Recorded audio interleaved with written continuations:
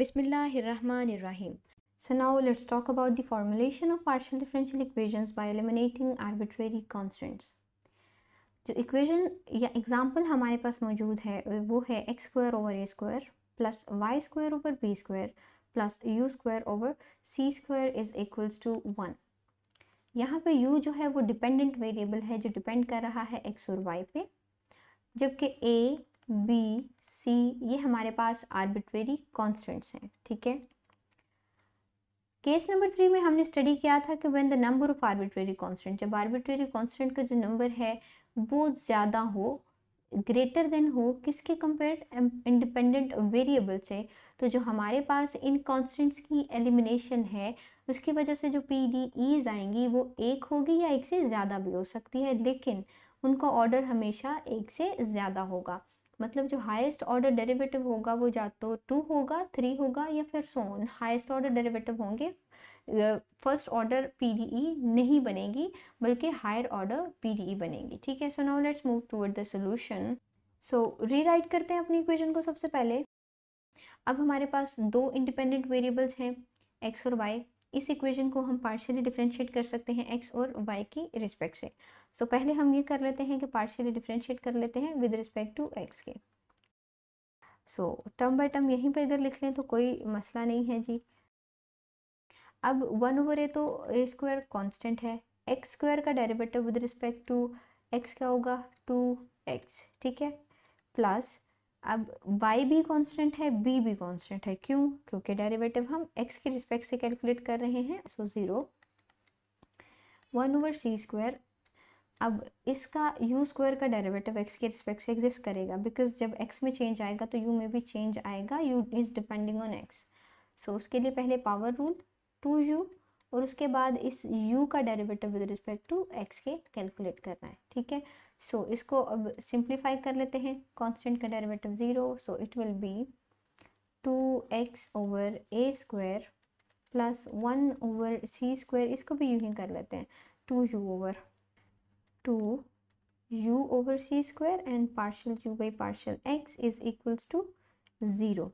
अब यूं कर लेते हैं थोड़ी सी मज़ीद सिंप्लीफिकेशन इसकी। 2x over a square is equals to minus 2u over c square partial u by partial x। ये 2 इस 2 से कैंसिल आउट हो गया, तो मतलब ना भी लिखें तो फ़र्क नहीं पड़ता है।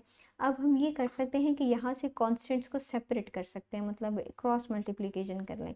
तो ये c स्क्वायर यहाँ पे चला गया, c square over a square. ठीक है, और ये इस तरफ आ गया minus u by x and partial u by partial x।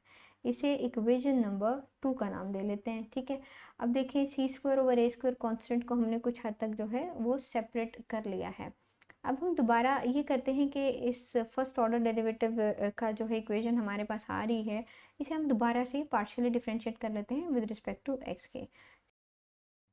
अच्छा, 3 को अब हम x के रिस्पेक्ट से डिफरेंशिएट करना चाह रहे हैं तो देखिए एक टर्म दो टर्म दोनों में x मौजूद है तो प्रोडक्ट रूल ऑफ डिफरेंशिएशन इस्तेमाल होगा।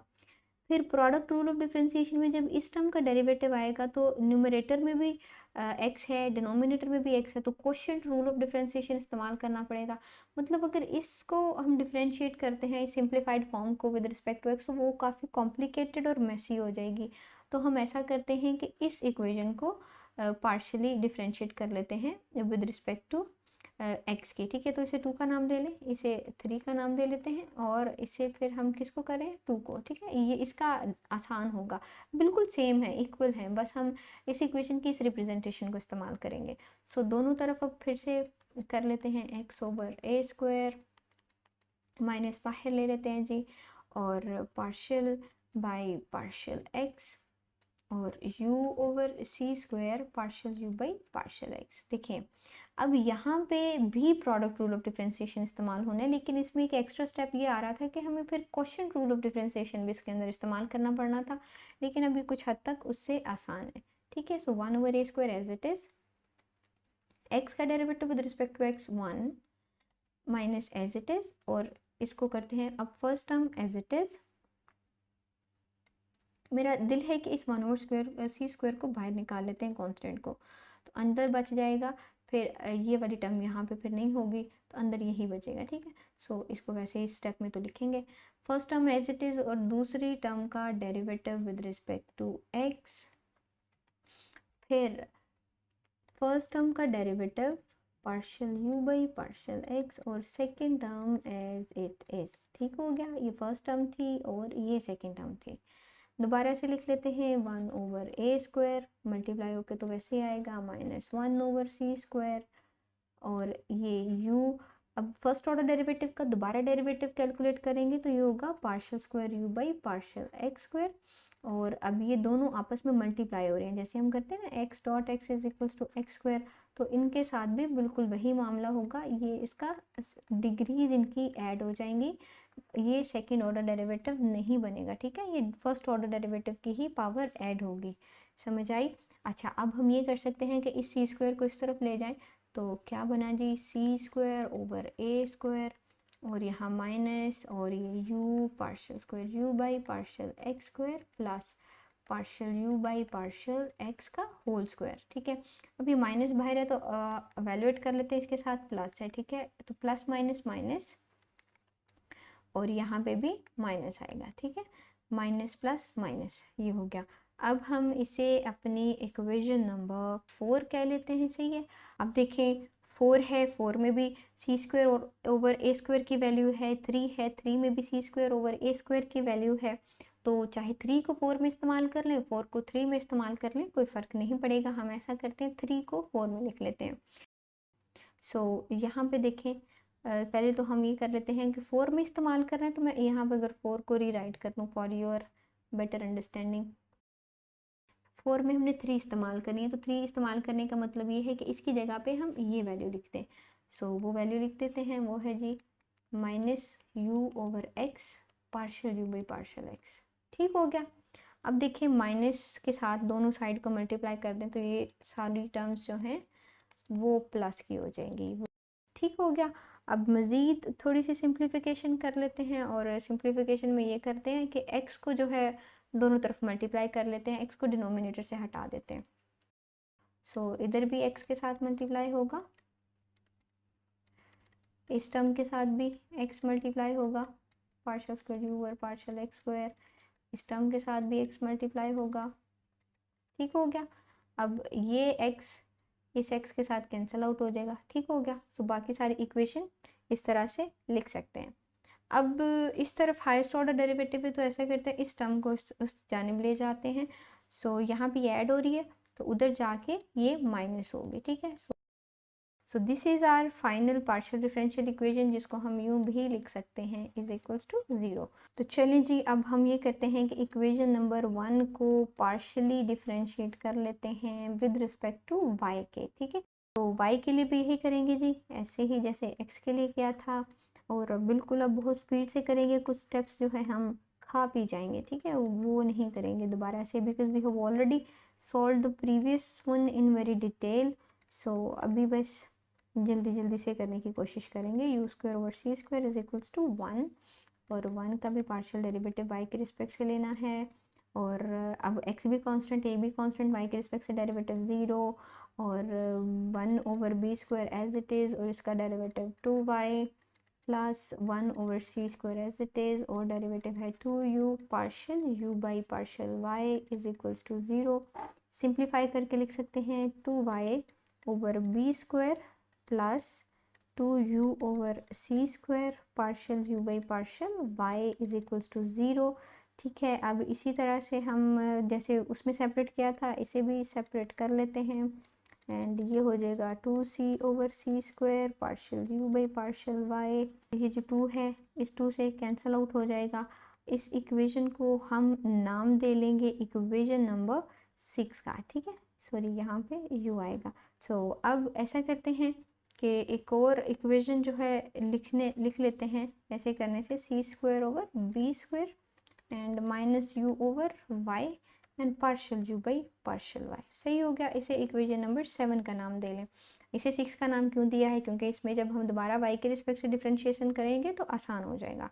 सो y के रिस्पेक्ट से कर लेते हैं 6 की differentiation, -1/c² partial by partial y u partial u by partial y.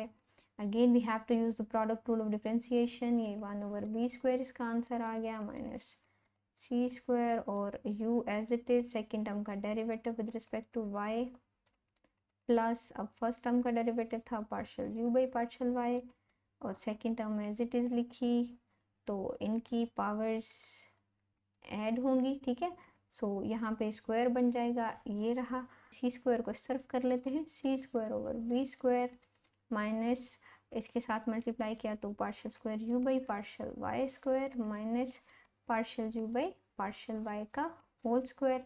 इसे इक्वेशन नंबर 8 का नाम दे लें using 7 in equation number 8. So c²/b² की जगह पे ये लिख लेते हैं -u/y partial u by partial y. और अब राइट हैंड साइड ऑफ 8, अब तीनों टर्म्स के साथ माइनस है तो माइनस से मल्टीप्लाई कर दें या कॉमन ले लें तो एक दूसरे से कैंसिल आउट हो जाते हैं. तो यहाँ पे बचेगा, दोनों तरफ y के साथ मल्टीप्लाई कर लेते हैं तो ये y इस y के साथ कैंसिल आउट हो जाएगा. सो यहाँ पे यही बच जाएगा और ये इक्वेशन इस तरह से लिखी जाएगी. अब हाईएस्ट ऑर्डर डेरिवेटिव इस तरफ है तो इसे भी उस जानिब ले जाते हैं. So this is our second required partial differential equation जो कि फॉर्मुलेट हुई है आर्बिट्रेरी कॉन्स्टेंट्स को एलिमिनेट करने से. सो ऑर्डर देख लें इसका, अगर तो ये highest order derivative second order है तो इसका ऑर्डर जो है ग्रेटर देन 1 है 9 का. इसी तरह से हम अगर अपनी इक्वेशन नंबर 5 को देखें तो इसका भी highest order derivative second order है, तो ये भी इसका ऑर्डर ग्रेटर देन 1 है. और हमारे पास इस बार मल्टीपल पीडीज आई हैं, मतलब 2 पीडीज आई हैं फ्रॉम इक्वेशन नंबर 1 से, जिसमें आर्बिट्रेरी कॉन्स्टेंट्स इंडिपेंडेंट वेरिएबल से ज़्यादा थे. So now let's move toward the second example, which is z is equals to ax plus by plus cxy. z हमारे पास एक डिपेंडेंट वेरिएबल है जो कि x और y पे डिपेंड कर रहा है, मतलब x और y हमारे पास इंडिपेंडेंट वेरिएबल्स हैं. तो इस लिहाज से इंडिपेंडेंट वेरिएबल्स की तादाद क्या हुई? 2.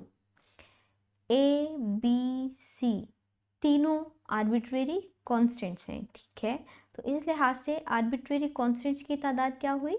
3. हमारा बेसिक काम है कि हमने इन तीनों आर्बिट्रेरी कॉन्स्टेंट्स को एलिमिनेट करना है, मतलब ख़त्म करना है और फिर एक पार्शियल डिफरेंशियल इक्वेशन बनाना है. जब आप इस चीज़ को ऑब्जर्व कर लें कि हमारे पास कितने इंडिपेंडेंट वेरिएबल्स हैं और कितने आर्बिट्रेरी कांस्टेंट हैं, उनका रिलेशन क्या बन रहा है, तो ये स्टेटमेंट बहुत जल्दी आपके दिमाग में आ जानी चाहिए. इससे मदद ये मिलती है कि आपको पता लगता है कि आपने किस ऑर्डर तक डेरिवेटिव्स कैलकुलेट करने हैं. ठीक है, सो हमें पता है कि हमने सेकेंड ऑर्डर, थर्ड ऑर्डर, जितने भी अब हमें चाहिए होंगे हम उस ऑर्डर तक डेरिवेटिव कैलकुलेट कर सकेंगे. So now let's move toward the solution. Rewrite कर लेते हैं अपनी इस इक्वेशन को. इसे हम पार्शियली डिफरेंशिएट कर सकते हैं x के रिस्पेक्ट से और y के रिस्पेक्ट से. So partially differentiating equation 1 with respect to, पहले x के रिस्पेक्ट से कर लेते हैं. So partial by partial x of z, partial by partial x of, मैं टर्म बाई टर्म ही लिखूंगी. ठीक है, partial by partial x is by plus partial by partial x of cxy. ठीक है, अब इसको एवेलुएट कर लेते हैं. z, अब पहले ही हम बात कर चुके हैं कि x पे डिपेंड कर रहा है, तो जब x में चेंज आएगा तो z में भी चेंज आएगा. So partial z by partial x के रिस्पेक्ट से कर रहे हैं तो a तो कांस्टेंट है भाई, और x का डेरिवेटिव x के रिस्पेक्ट से करेंगे तो 1. b और y दोनों कांस्टेंट हैं. क्यों? क्योंकि डेरिवेटिव तो x के रिस्पेक्ट से कैलकुलेट कर रहे हैं, तो अब y एज ए कांस्टेंट ही ट्रीट होगा. सो कांस्टेंट्स का डेरिवेटिव 0, और अगेन c और y हमारे x के साथ मल्टीप्लाई हो रहे हैं ना, और x का डेरिवेटिव अब कैलकुलेट करेंगे इसके साथ, तो x के रिस्पेक्ट से वो आएगा 1. तो इसको हम यूँ भी लिख सकते हैं a प्लस 0 बस और cy. ठीक है, इसे इक्वेशन नंबर 2 का नाम दे लें. हम यूँ करते हैं कि अब इक्वेशन नंबर 1 को y के रिस्पेक्ट से भी पहले कर लेते हैं. y के रिस्पेक्ट से भी मैं फिर इसलिए कर रही हूँ, x के रिस्पेक्ट से नहीं किया कि शायद फर्स्ट ऑर्डर डेरिवेटिव में कोई रिलेशन बन जाए और हम इस काबिल हो जाएं कि हम किसी कांस्टेंट की वैल्यू निकाल पाएँ. सो उसी तरह से जैसे ये लाइन लिखी है हम उसे y के रिस्पेक्ट से लिख देंगे. अब एवेलुएट कर लेते हैं. z डिपेंड्स ऑन y, जब y में चेंज आएगा z में भी चेंज आएगा, इज इक्वल्स टू, अब y के रिस्पेक्ट से है तो x तो कांस्टेंट है, ए ऑलरेडी कांस्टेंट था तो कांस्टेंट का rate of change 0, B constant, Y का rate of change with respect to Y 1, and C X Y में से पहले कांस्टेंट्स को बाहर लिख लेते हैं। वाई के रिस्पेक्ट से है तो सी एक्स कॉन्स्टेंट है, वाई का derivative with respect to Y 1। चलिए सिंप्लीफाई करके लिख देते हैं। अब कोई इतनी ख़ास रिलेशन नहीं बन रही, देखें यहाँ से सी की वैल्यू, ए की वैल्यू निकालें उसमें कांस्टेंट आएगा, तो ऐसा करते हैं हम इन्हें मज़ीद एक एक बार जो है वो डिफ्रेंशिएट कर लेते हैं, शायद कुछ सूरत हाल बेहतर हो जाए। और वैसे भी हमें केस स्टडी से इतना तो पता लग चुका है कि जो PDEs का ऑर्डर है वो ग्रेटर देन 1 होगा, मतलब हम हायर ऑर्डर डेरिवेटिव्स कैलकुलेट कर सकते हैं। So now partially differentiating equation 2 with respect to, अब उसे y के रिस्पेक्ट से कर लेते हैं, ठीक है। सो देखें, partial bye partial y, equation number 2 लिखेंगे। सो ये हो जाएगी जी मिक्स्ड डेरिवेटिव हो जाएगा पार्शियल x पार्शियल y, सही है, ये रहा इक्वल्स टू, अब a तो कांस्टेंट है, डेरिवेटिव 0 हो जाएगा और यहाँ से c बच जाएगा। तो ये देखें हमारे पास c की वैल्यू आ गई, एटलीस्ट एक कांस्टेंट की वैल्यू तो हमने फाइंड कर ली। ऐसा करते हैं कि अपनी इक्वेशन नंबर 3 को x के रिस्पेक्ट से डिफ्रेंशिएट करके देखते हैं। So partial by partial x of partial z by y, partial by partial x of b plus C X, ठीक है। सो x के रिस्पेक्ट से कर रहे हैं तो ये डेरिवेटिव तो जी मिक्स्ड ऑर्डर डेरिवेटिव हो जाएगा, and this will be, b constant है, डेरिवेटिव 0 होगा, और सी एक्स का x के रिस्पेक्ट से c बच गया। देखें c की एक फिर से वैल्यू आ गई हमारे पास, ये ही partial square z by partial y partial x। So अब ये कर लेते हैं, ये पार्ट ऑफ सोल्यूशन नहीं है, ठीक है। जैसे यूजिंग इक्वेशन 4 इन 5, 5 इन 4, कुछ भी कर सकते हैं, कोई मसला नहीं है। ये सिर्फ हम इसलिए चेक कर रहे हैं क्योंकि हमने जो पढ़ा था, हमने कहा था कि इन जनरल यूजुअली जो है मिक्स्ड ऑर्डर डेरिवेटिव जो हैं वो एक दूसरे के इक्वल नहीं होते, लेकिन वहाँ पे लफ्ज़ इन जनरल इस्तेमाल हुआ था। कहने से मुराद ये थी कि कुछ केसेस में ये इक्वल भी हो सकते हैं, तो हम वही चेक कर रहे हैं कि क्या ये इक्वल हैं कि नहीं है, ठीक है। तो 4 को अगर 5 में इस्तेमाल कर ले तो पहले 5 का ये साइड एज इट इज़ लिख लेते हैं, ठीक है। Partial Y partial X is equals to C की वैल्यू यहाँ से ले लेते हैं, वो थी पार्शियल स्क्वायर जी over partial x partial Y. So देखिए जी ये दोनों हमारे पास इक्वल हैं, दोनों के दोनों डेरिवेटिव्स, तो यहाँ पे हम यूँ लिख सकते हैं U X Y is equals to U Y X. So इसके लिए हम c की चाहे ये वैल्यू इस्तेमाल कर लें चाहे ये वैल्यू इस्तेमाल कर लें, अब हमें फ़र्क नहीं पड़ने वाला, ठीक है। 4 में c की वैल्यू है, हम अगर इस c की वैल्यू यहाँ पे पुट कर दें 2 में तो हमारे पास a की वैल्यू आ जाएगी, और अगर इसी c की वैल्यू हम यहाँ पे पुट कर दें 3 में तो हमारे पास b की वैल्यू आ जाएगी। इक्वेशन 2 में हम जो है इक्वेशन 4 की वैल्यू इस्तेमाल कर लेंगे, तो पहले तो मैं 2 लिख देती हूँ इक्वेशन नंबर 2, ताकि जब हम सब्सटीट्यूट कर रहे हो तो आपको कोई भी कंफ्यूजन ना हो, ठीक है। सी बाय 2 में 4 इस्तेमाल करनी थी, तो 4 में क्या है, सी की जगह पे ये वैल्यू आ रही है तो हम लिख लेते हैं।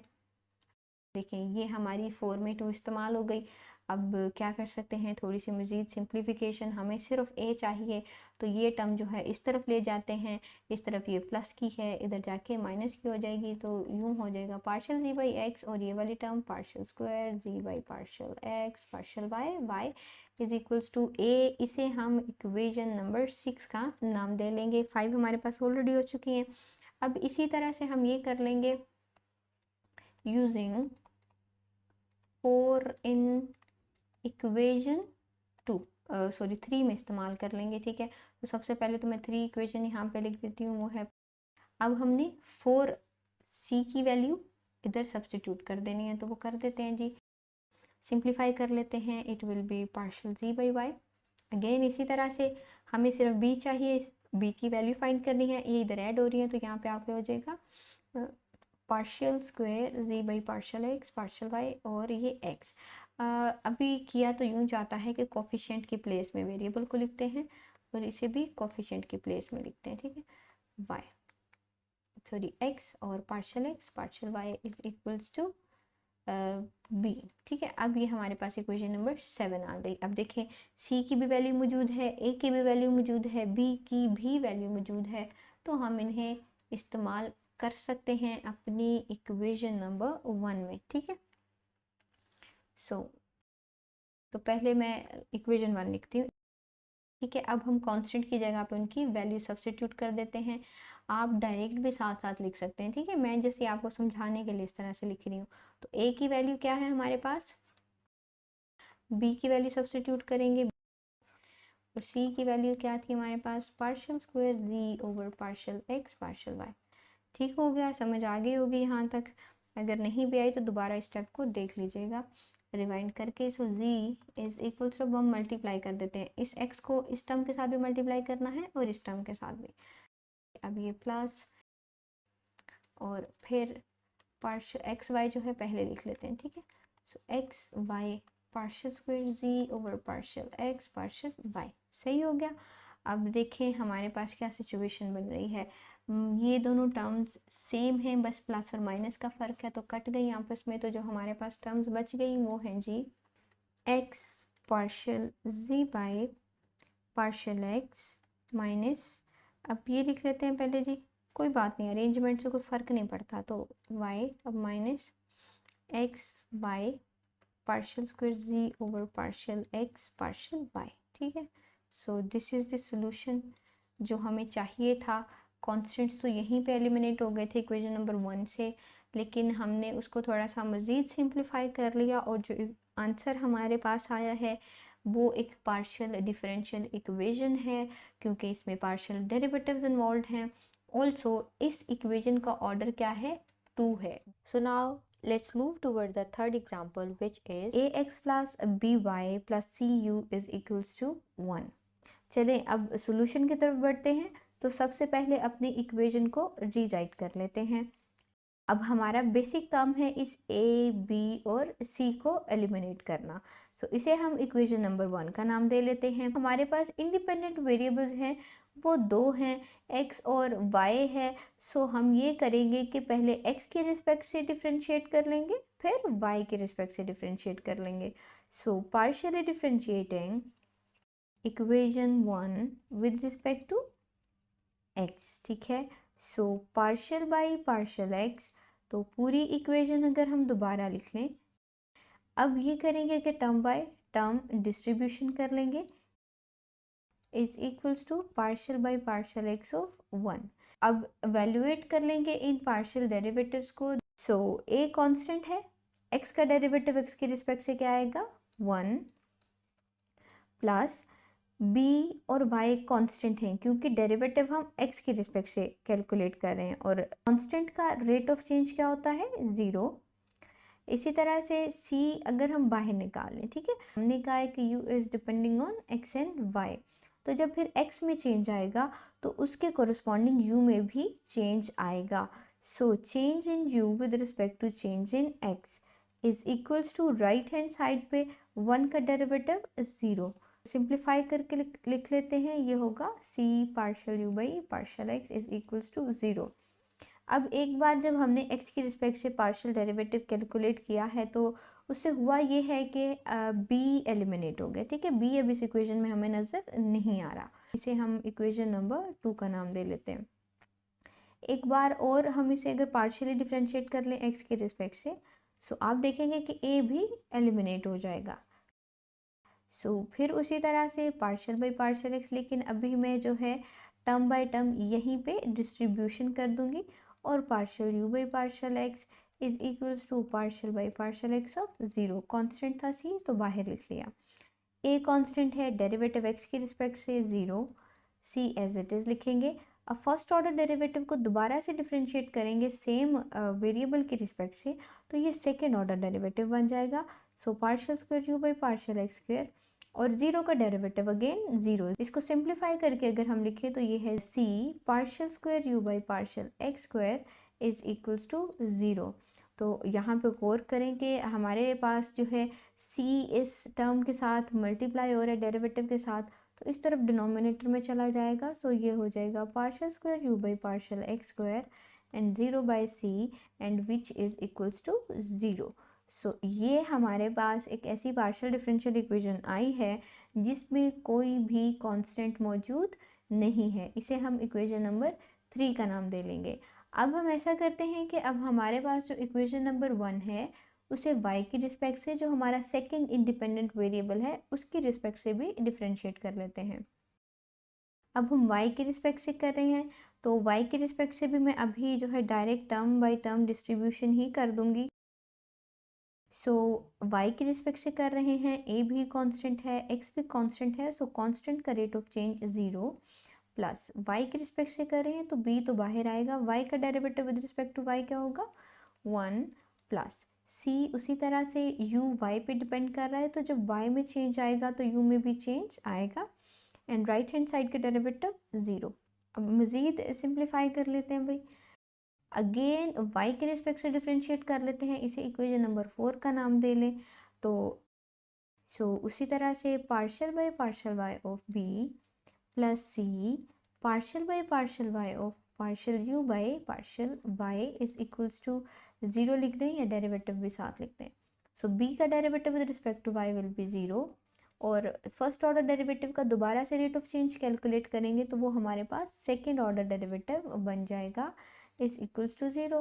So again it is c partial square u by partial y square is equals to 0, dividing both sides by c, so we will get partial square u by partial y square is equals to 0। इसे equation number 5 का नाम दे लें।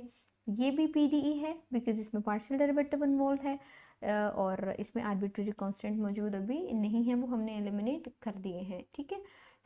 अब एक और possibility भी बचती है, अगर आप एक पार्शियली डिफरेंशिएट कर लेते हैं इक्वेशन 2 को विद रिस्पेक्ट टू y के, तो फिर देखते हैं क्या बनता है। टर्म बाय टर्म अभी इधर लिख लेते हैं। कांस्टेंट का डेरिवेटिव तो 0 आ गया, सी एज इट इज़, अब ये मिक्स्ड डेरिवेटिव बन जाएगा, ठीक है। पहले x के रिस्पेक्ट से था, फिर हमने y के रिस्पेक्ट से किया, इज इक्वल्स टू 0।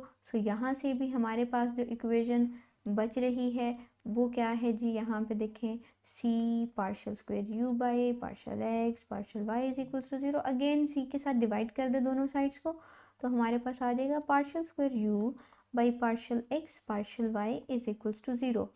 ये हमारे पास एक और PDE है, इसे हम 6 का नाम दे लेते हैं।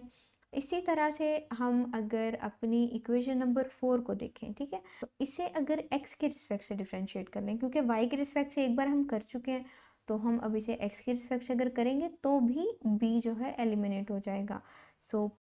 x के रिस्पेक्ट से कर रहे हैं भाई, तो b c partial by partial x and partial u by partial y is equals to 0। इसका तो 0 हो गया, और ये हमारे पास अगेन मिक्स्ड डेरिवेटिव आ जाएगा, ठीक है, इज इक्वल्स टू 0।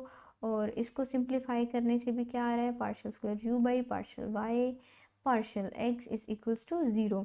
अब देखिए पिछले लेक्चर्स में हमने बात की थी कि इन जनरल जो है मिक्स्ड डेरिवेटिव जो हैं वो इक्वल नहीं होते, ठीक है, ये आपस में इक्वल नहीं होते, लेकिन कुछ ऐसे केस भी आते हैं कि जिनमें वो इक्वल होते हैं, और आज हमारे पास ऐसा ही केस आया है कि जिनमें वो इक्वल होते हैं। देखें इस डेरिवेटिव का आंसर भी 0 है, और ये जो मिक्स डेरिवेटिव निकाला था ये भी 0 है, तो इसका मतलब है कि अगर हम इन्हें कंपेयर करें तो हम ये लिख सकते हैं कि जी हमारे पास partial square u by partial x partial y equal आ रहा है partial square u by partial y partial x के, ठीक है।